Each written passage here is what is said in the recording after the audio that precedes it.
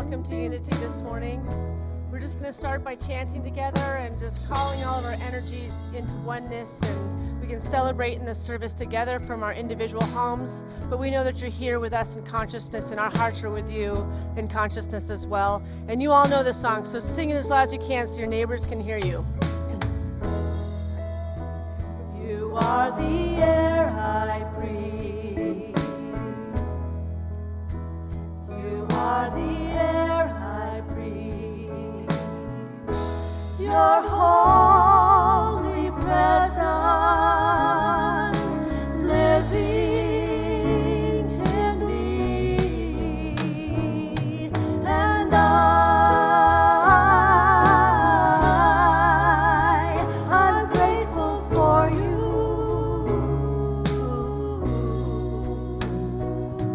And I'm grateful for you. Grateful for you. And so it is.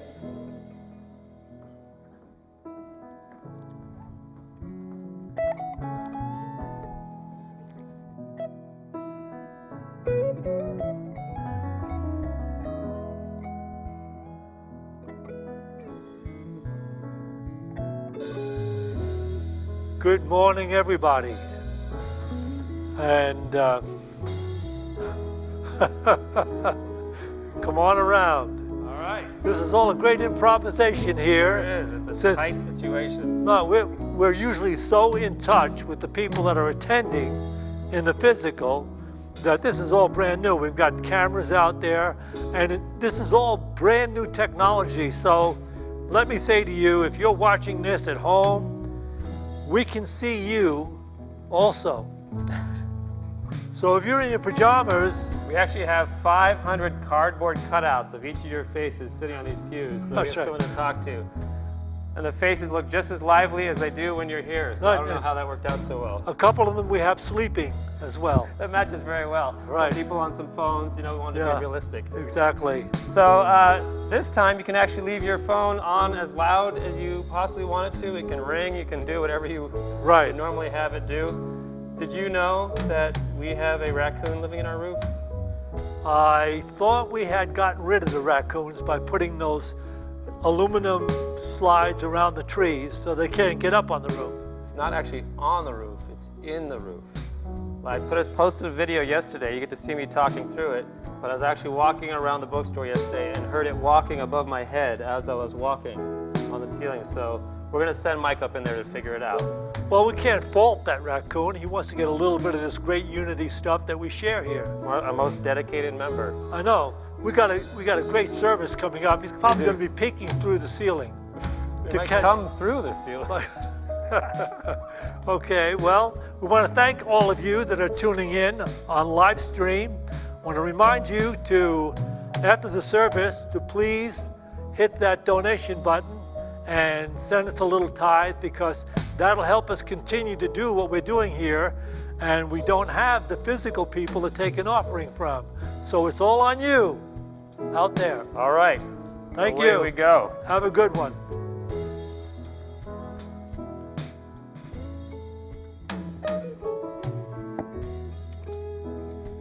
Good morning, everyone, and thank you so much for joining us online here at Unity of Boulder. We appreciate each and every one of you joining in and tuning in with us here. We got a few quick announcements to make here. Pretty much everything we're doing now is going to be online only, with our building closed to the public, but that's going to start today. Following this service, we're still going to have fellowship with our ministers. We're going to do it on the website Zoom, which we're pretty much going to be doing almost everything on these days. So following this service, if you've got a question and want to hang out and chat with one of our ministers, please stick around for that. And starting this week, Tuesdays and Fridays at noon, we're going to be having coffee with our ministers on Zoom as well. And all three of our ministers will hang out, and you can join in for a group chat. It's good free time. Next Sunday, we're also having our next membership class. If you're looking to become a member of Unity of Boulder, this would be the class to attend. It's free. It's from 1 to 3. It's led by Shad. It is also on Zoom, of course. Anyone who comes through our doors is already welcomed and a loving part of our community. But even without becoming an official member, that being said, we do highly encourage everyone to work towards membership as a way to further one's commitment. That is all the announcements I have for today. Thank you.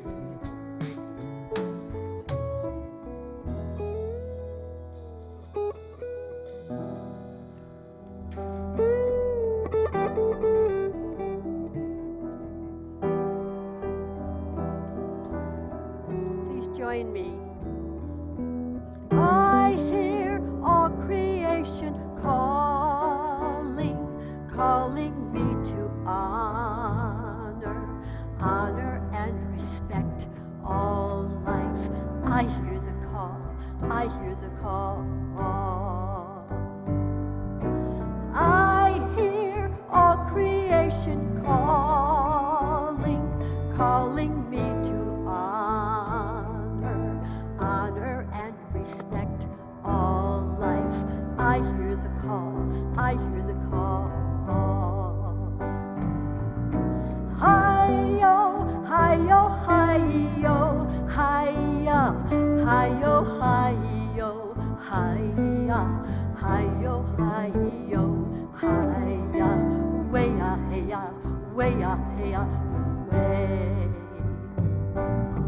Hi-yo, hi-yo, hi-yo, hi-ya, hi-yo, hi-yo, hi-ya, hi-yo, hi-yo, hi-ya, way-ya, hey-ya, way-ya, hey-ya, way. Way-ya, hey-ya, way-ya, hey-ya, way.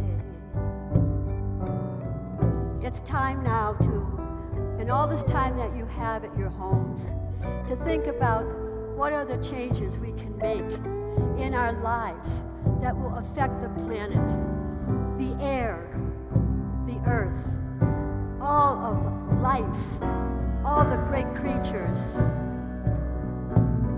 It is our time now to really make a change and to demand a change out of our government. Keepers of the earth, keepers of the wisdom, keepers of the love and the light. Keepers of the earth, keepers of the wisdom, keepers of the love and the light. Dance, dance, dance, dance wherever you are. Dance, dance, dance, dance wherever you are. Keepers of the earth, keepers of the wisdom, keepers of the love and the light. Keepers of the earth, keepers of the wisdom, keepers of the love and the light. Dance, dance, dance, dance wherever you are. Dance, dance, dance, dance wherever you are.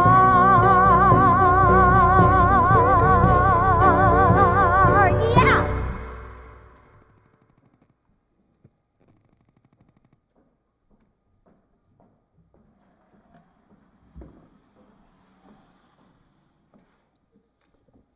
Thank you, Norma and band. That was a beautiful way to start. Good morning, everyone. This is a first for me to be standing up here with you behind in your houses or wherever you are witnessing this. I'm standing in front of an empty sanctuary besides family members and staff members running all of the different areas, and I appreciate all of you for helping and standing by. But for the first time in my entire life, I have my mom and dad's full attention. They're my audience for today. So I wrote this sermon directly for you guys. I'm just kidding. I thought that'd be a fun way to start, considering it's kind of this is a time of real growth for all of us, and it's kind of hard to have fun and write a sermon that was funny. I try to bring some levity to it, but it's as hard on my heart, I think, as it is on everybody's heart that is going through this time of radical change and a time of unknowingness.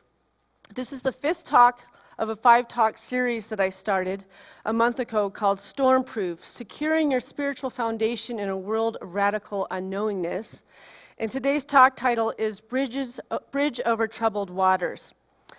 Little could I have ever known when I decided on this topic, this title. I don't necessarily write the whole series at once. I just come up with a title, and then each week I follow, a progression of different ideas. But the big picture of this talk series was to be, growing people's ability in knowing that there's something greater, there's something unseen that is always serving us and growing us in life. And I have talked about the difficult being that, but it was also about us learning how to access the Akashic Records and our many lifetimes and finding where our soul has grown to the point where we decided to all be here at this time in these great changes that are happening on planet Earth and in society.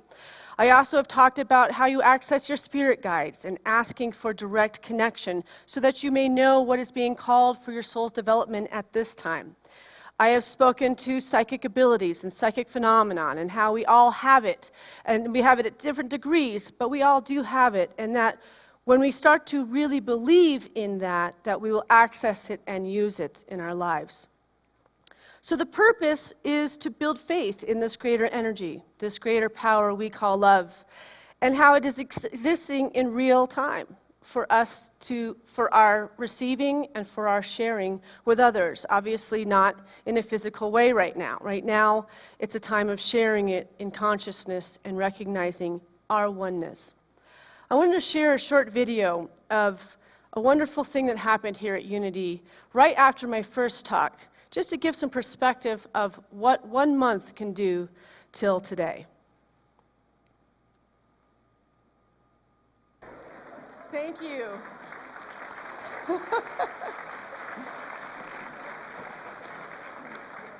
Thank you very much. It's so good to see all of you here, and thank you all for coming to an evening with Marianne Williamson. As you know, we are very excited to have her here in Boulder. This is one of her first times here. I think she might have been here, but it was a long time ago, so it's really special that you all came out to see her visit Unity of Boulder, and it's really meaningful to our center, so thank you for that. As you know, Marianne Williamson is a best-selling author, political activist, and spiritual thought leader. For 3 decades, Marianne has been a leader in spiritual and religiously progressive circles. She is the author of 14 books, 4 of which have been New York Times bestsellers for reaching #1 on the New York Times bestsellers list. A quote from the mega bestseller, A Return to Love, "Our deepest fear is not that we are inadequate. Our deepest fear is that we are powerful beyond measure," is considered an anthem for a contemporary generation of seekers. As you all know, Marianne was a candidate in the primary for the Democratic nomination for U.S. President in the 2020 election cycle. And I didn't introduce myself. My name is Syntysche Groverland, and I'm one of the spiritual leaders here. I share this platform with my brother, Shad Groverland, and my father, Jack Groverland, which I'm sure many of you know who he is. But I grew up knowing about Marianne Williamson. We always had bookstores in our other churches. We've had 2 other churches before this one, and Marianne's face was always planted, and she was just one of the iconic spiritual leaders of our time. And then as I grew up, I became more familiar with her in my 20s, and I listened to this tape, back in the day, tapes. Do you know what those are? Yeah. It was called Morning and Evening Prayers, and she did this guided prayer for 20 minutes in the morning and then 20 at night. And I spent my morning with her 7 days a week for 2 years in the morning prayers. I really didn't do the evening ones, and she really got me on the path of meditation, and I felt like she became my friend. She became a mentor of mine, and then I proceeded, once it broke, because tapes did break back then, I didn't buy another one, and I was thinking now I have to, now that I brought it up, but I went on to read all of her books, and I quote her constantly in my sermons, and it's just a huge honor to have her here in my center. Let's have a warm Boulder welcome for Marianne Williamson. Thank you so much. Thank you. Hey, Boulder! Hello.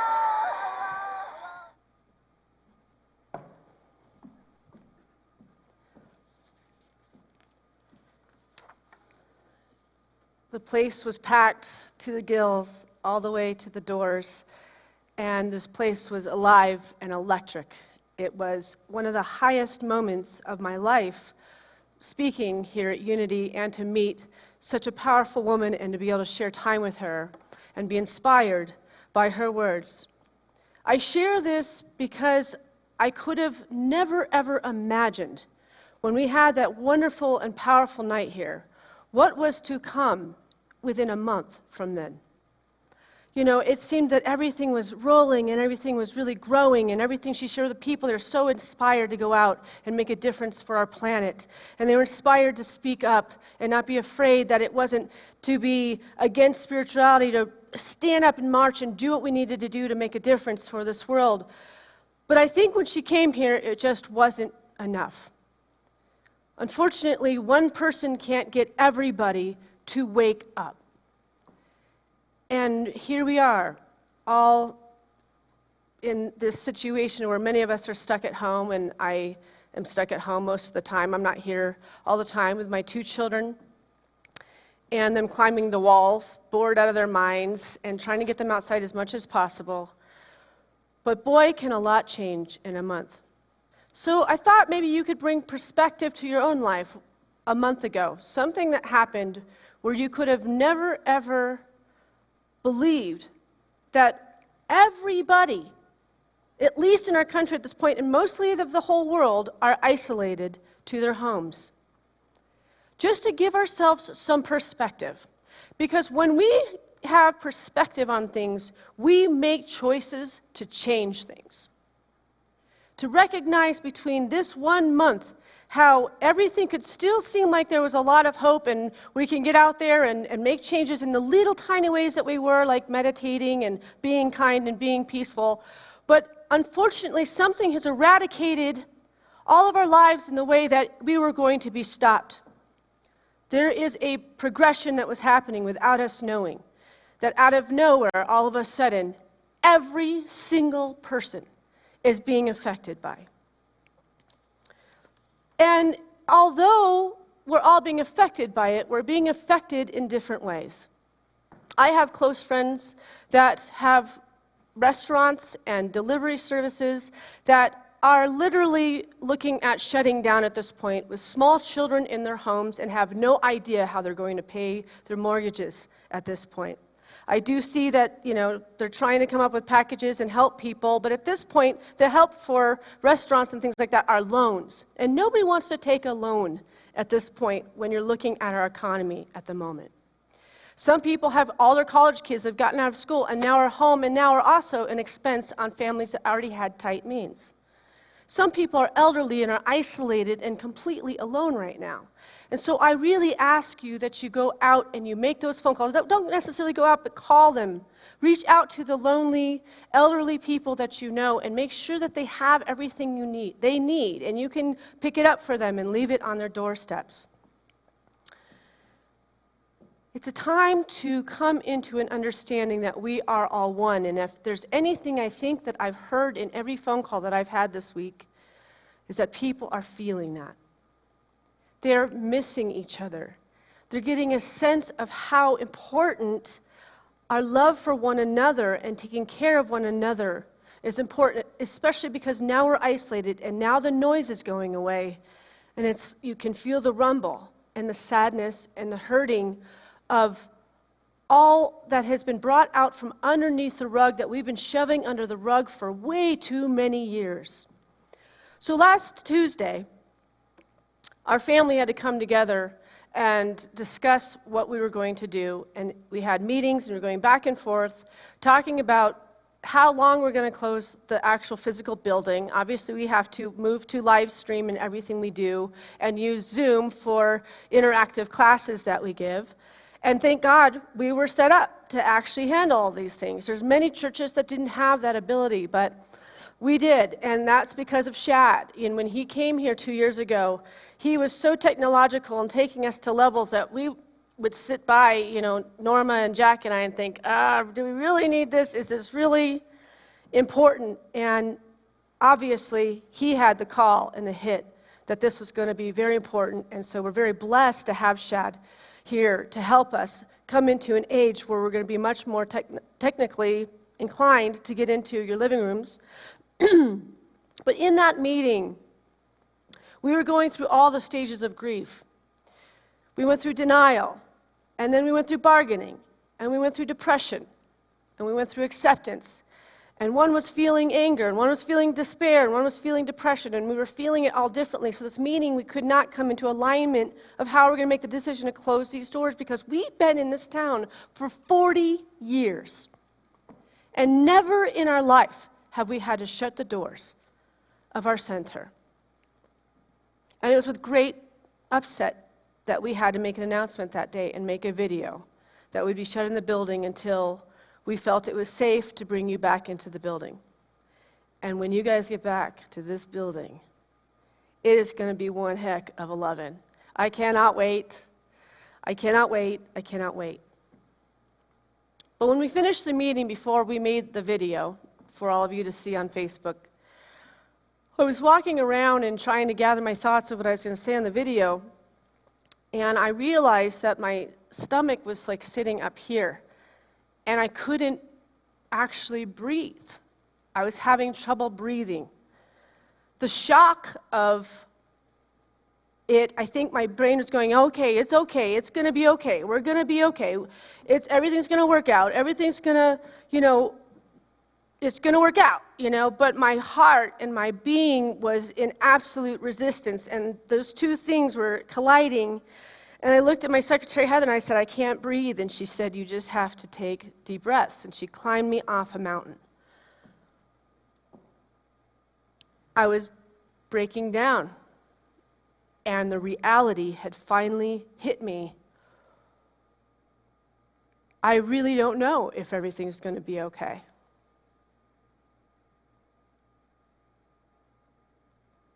But I know that I have to find peace in the midst of all this, because I've got children to raise, and I have people to counsel all day long to help them through this.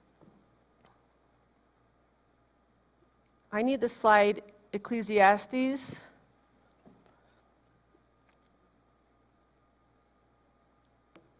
It says it this way: to everything there is a season and a time, to every purpose under the heaven. A time to be born and a time to die. A time to plant and a time to pluck up that which is planted.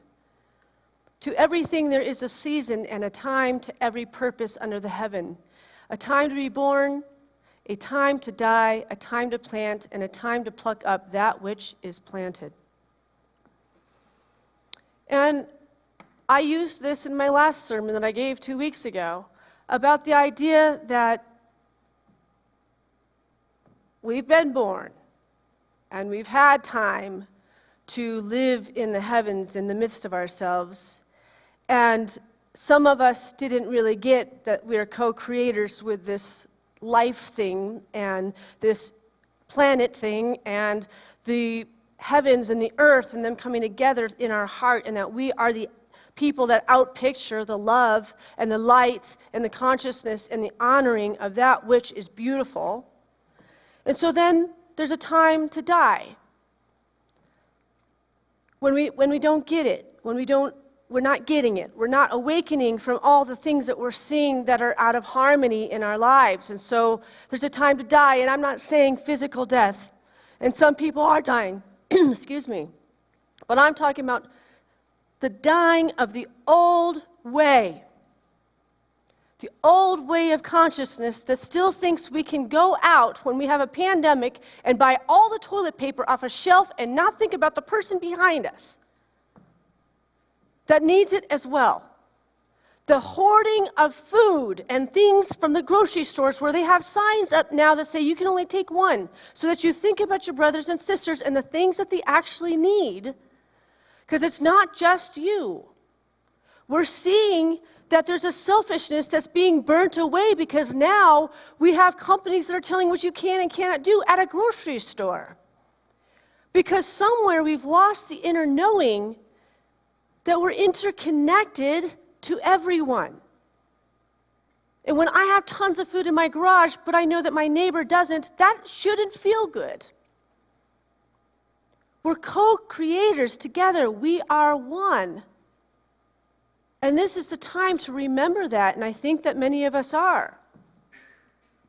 And then, when we awaken to the new consciousness, we will plant that new consciousness, and then we will pluck up that which is planted, which will not be in physicality, because I think we know we can't keep taking and taking, but we can pluck up the beauty and the majesty of this world and this planet that we live on. In Broken Open, it says, I know when I get bad news, after years of being broken open by loss and love and life itself, I still resist the river of change. I will instinctually tighten up grip when things feel out of my control. I become aware of the choice either to break down or to break open. I take a deep breath, uncoil my body, and stretch out on the river of change. Once again, I accept that life is uncertain, that the goal is not to become more certain about anything, but to relax more in the mystery of not knowing what will come next. Boy, do we all understand that right now, right? And then, miracle of miracle, out there in the deep and uncertain water, I come into a peaceful knowing, a faithful wisdom that surpasses control and certainty. And then, miracle of miracle, out there in the deep and uncertain water, I come into a peaceful knowing, a faithful wisdom that surpasses control and certainty.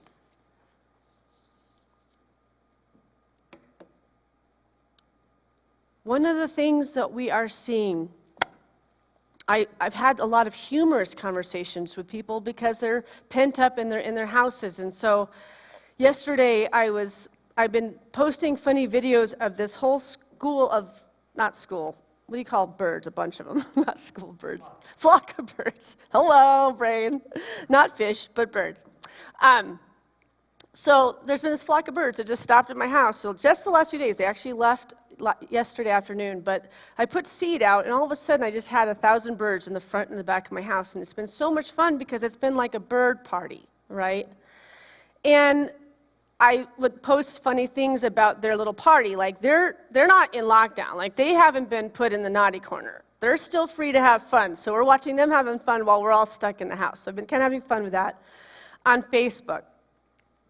And at one point, I got a message from Michael Morphew, who is on our board of directors, and he said, can you identify the birds that they are? And I was like, no, can you? And he said that he couldn't see them close enough because they're videos, like in gray skies.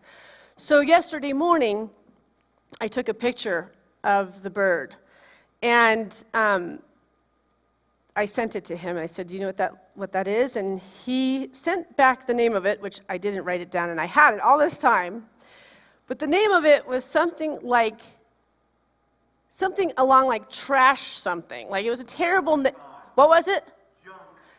Junk con bird. And so I wrote back, I said, yeah, I looked it up. It does look like it's that type of bird. And I texted him, like, that's a really, a really sad little name for this bird, considering how beautiful it is. And he said, you pronounce it June-con. Junco. Oh, no, it's Junco. And it was Junco. And I got that text back, and I could not stop laughing because it was just so funny that these birds are called Junco. And the whole time they're so beautiful. And then I wasn't saying it right. And the two of us were just texting and having fun like that. And I've had interactions like that because we're all cooped up. And you know when you've been up all night and you haven't slept, you get the giggles because it's too stressful everywhere. So there's been those moments that I've had, and I'd like you guys to bring to mind little funny things that have happened where you have interactions over the phone with people, And you're kind of becoming like childlike because we're in uncharted territory. We're kind of out of our comfort zone, and sometimes that does make us become a little more childlike because we're not in our regiment and we're not in the tunnel vision of doing each thing the way we do on a Monday or a Tuesday or Wednesday. It's kind of like everything's fallen aside, and we're trying to figure out how we make this new normal normal. But one of the things I think we have all discovered is that we are all in this together. And the illusion that is falling away from all of us going through this will dawn a new earth, will dawn a new consciousness. And so there's really a lot of hope in the fact that we have been kind of put in isolation, but I kind of like the idea that we've been put in the naughty corner. You know, like we've not been necessarily well behaved. And it's a little time for God's like, I think you're going to need to go inside for a while. We're going to have to clean things up.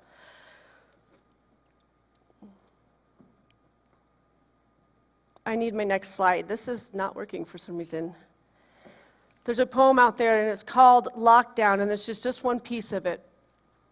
They say that in Wuhan, after so many years of noise, you can hear the birds again. They say that after just a few weeks of quiet, the sky is no longer thick with fumes, but blue and gray and clear.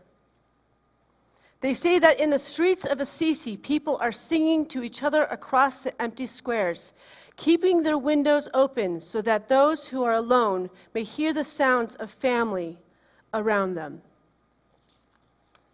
I want to share this video with you of a man that's been, he's a Spanish pianist in Barcelona who has been obviously isolated and not allowed to be in public, and this is a video that was posted of him with his neighbors.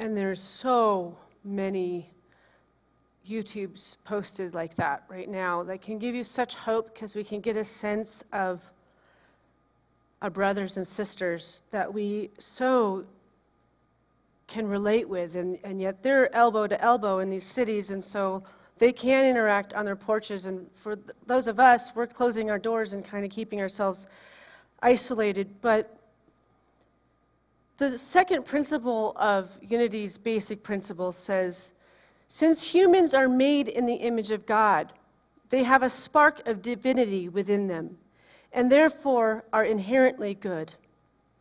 Our essence is of God, therefore we are inherently good. This God essence was fully expressed in Jesus the Christ, and in Buddha, and in Krishna, and in Edgar Cayce, and all the people that have outpictured an ability to project the unseen powers of God through their example. Many of us have lost our way that way. And yet, as you're seeing these things pop up and beautiful poems being written about the fact that our environment, just by the cars being put away for a month or two, are clearing up the skies. They're talking about in China, there are deer walking around the cities, which they haven't seen in such a long time. There's flocks of birds they have not seen land in cities that have migrated to other places because of pollution. There is a healing that is happening on this planet because the people had to be stuck away for a minute to recognize we are the problem. There is nobody outside us that is the problem. And if we have to be isolated to remember that we are the essence of God, what does that call me to do? What does that make me want to change in my life? What do I need to get rid of that is no longer serving this planet? What can I live without so I'm not so gluttonous that I'm still doing these things because I think I have to have those things? You're going to find that a lot of things are falling away for us. What is truly important? And the one thing we're seeing that is truly important is our brothers and sisters, our mothers, our fathers, our communications, our forgivenesses, our understanding that this human experience is special. And it's beautiful. And we won't see the outpicturing of this planet being healed until we heal our own relationships with one another.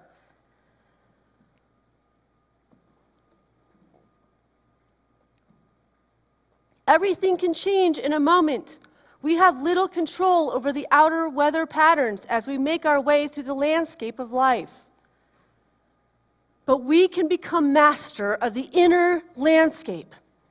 We can use what happens on the outside to change the way we function on the inside.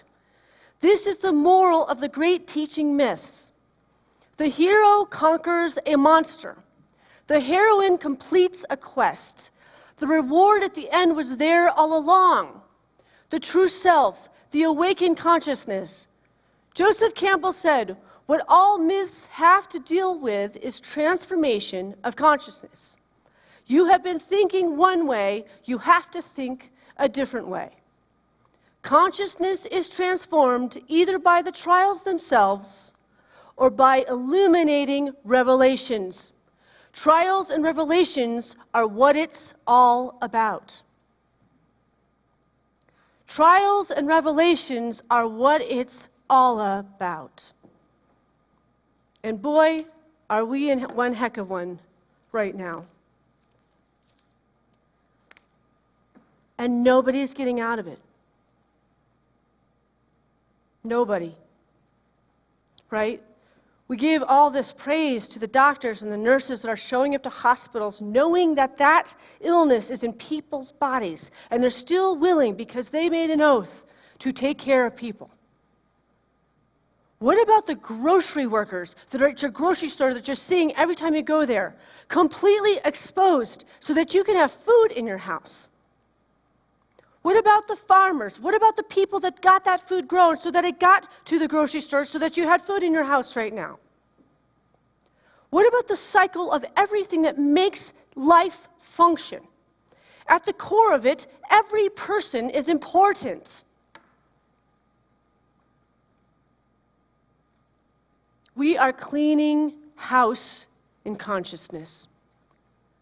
And a very unfortunate part of it is that people are dying for us to clean out consciousness. But how else would God have gotten our attention? What if there is a divine plan to take a world that is so out of balance, as far as the environmental issues, political crises, social issues, and economic crisis, poverty, children not eating, humanitarian crisis, human displacement. This list goes on and on and on and on, and they're all our brothers and our sisters. And so now we have time to contemplate it, don't we? We have time to sit with our hand in our heart and ask ourselves, what is being called of us?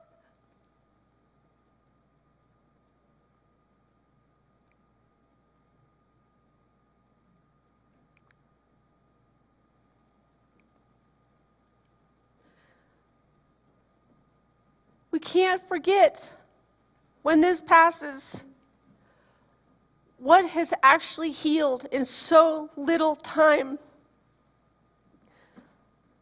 Because we were put in the naughty corner. What are we going to come out of this with? What are we going to understand that we were supposed to learn?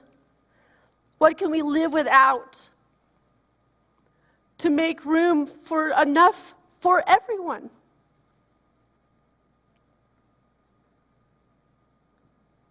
Spirit is sitting by watching the world go to hell and says, you know what? It's time to put a stop to the direction you are all heading in. I can't just get a few people to wake up and make the changes I have to make. They all have to take a jump together into their higher consciousness. I'm sorry, guys, but you're going to have to be isolated in your thoughts and your actions and your feelings for a little while.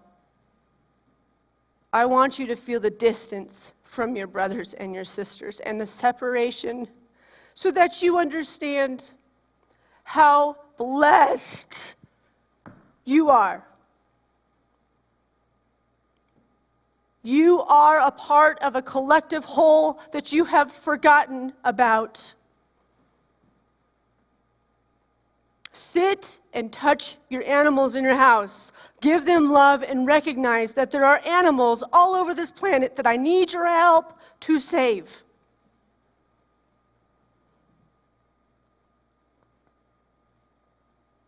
As a little homework I wanted to give everybody was to write down the lists of things that have come to your consciousness since you've been in isolation, so that you don't ever forget the inspiration that is being brought through you by this greater potential, this greater love we call God.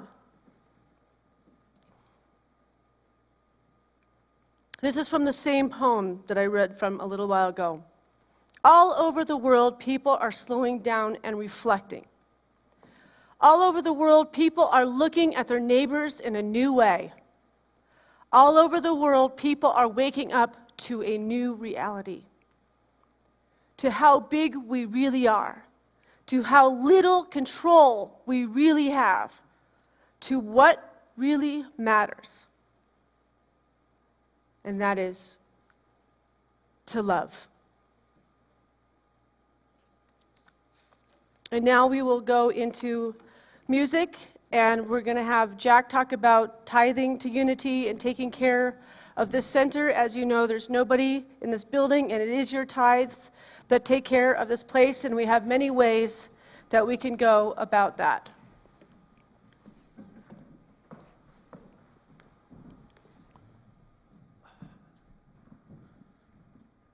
Well, we have been blessed with a heartfelt, heart-opening message, and I can see it, as she has mentioned, taking place in our lives. We've relaxed and stopped trying to think out how the government is going to take care of everything. Obviously, they can't, And so it's left to us to reflect, to go within to that divine spark within us and find that guidance that we should be living by every day.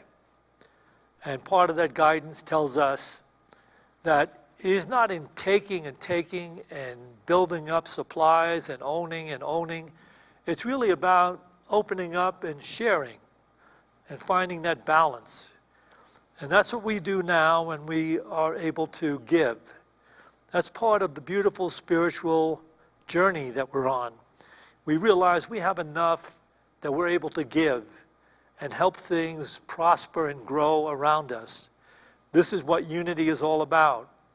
So we're asking you right now that have been tuning in to find the donation button on your screen and open your heart and donate whatever you can, because that's going to help us to continue the services here. You do understand that we're still running this entire operation as though we still had people in the seats and we were taking tithes from them and everything was going on as normal. That's not so anymore. Right now, we have to rely on the open-hearted goodness of people that are tuning in and watching this on live stream or on Facebook or on Zoom. So if you can do that, just think to yourself what you would like to give and help us out with.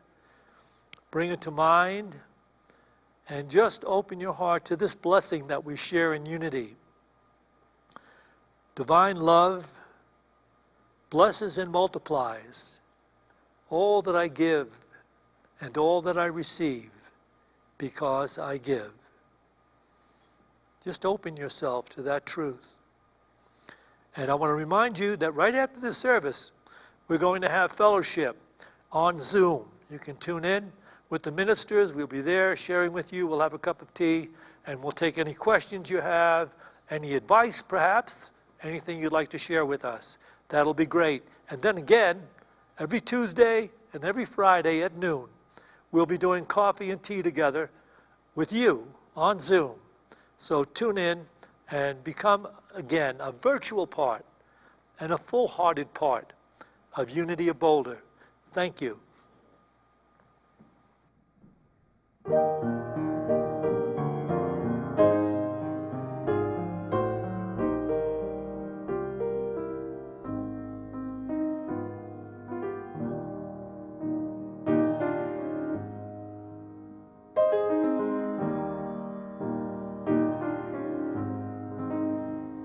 When you're weary,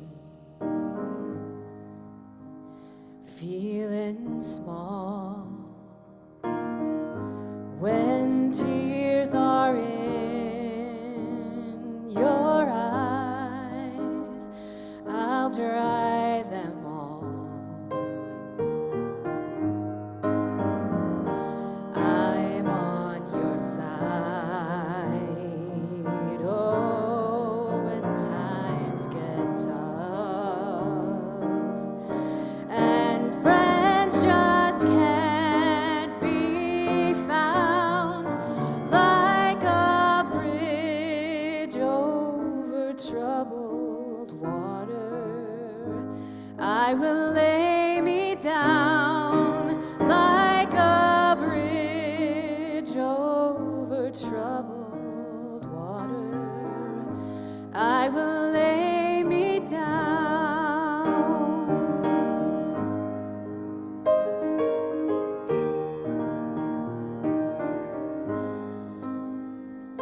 When you're down and out, when you're on the street, when evening falls so hard, I will comfort you. I'll take your part. Oh, when darkness comes and pain is all around, like a bridge over troubled water, I will lay me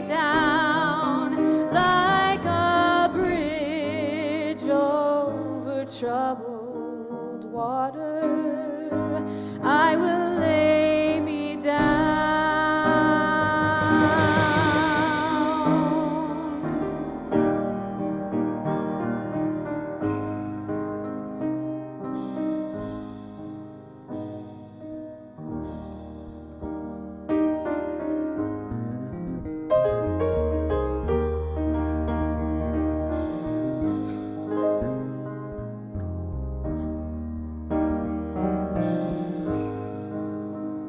Sail on, silver girl,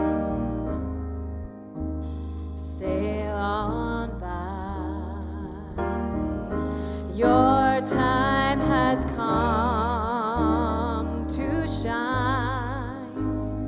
All your dreams are on their way. See how they shine. Oh, if you need a friend, I'm sailing right behind, like a bridge over troubled water. I will ease your mind, like a bridge over troubled water. I will ease your mind.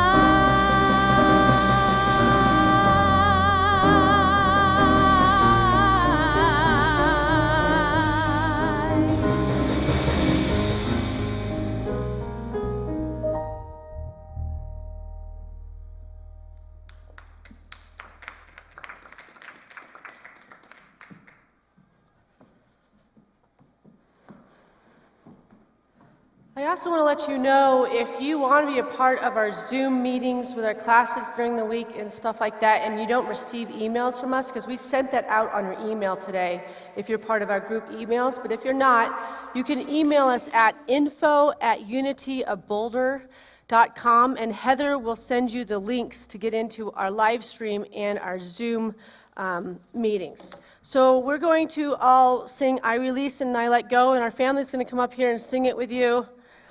We think this song is very, very helpful during times like this.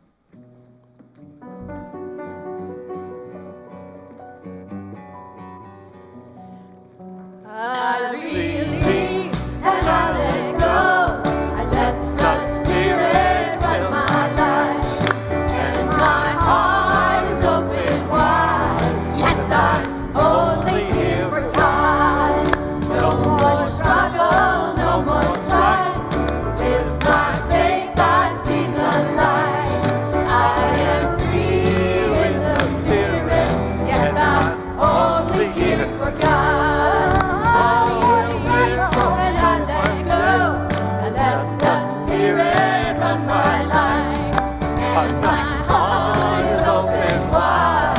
Yes, I'm only here for God.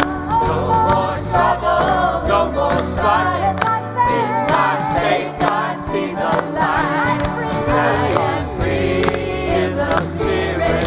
Yes, I'm only here for God. One more time. I release and I let go. I let the Spirit run my life, and my heart is open wide. Yes, I'm only here for God. No more struggle, no more strife. With my faith, I see the light. I am free in the Spirit. Yes, I'm only here for God. Yes, I'm only here for God. Yes, I'm only here for God.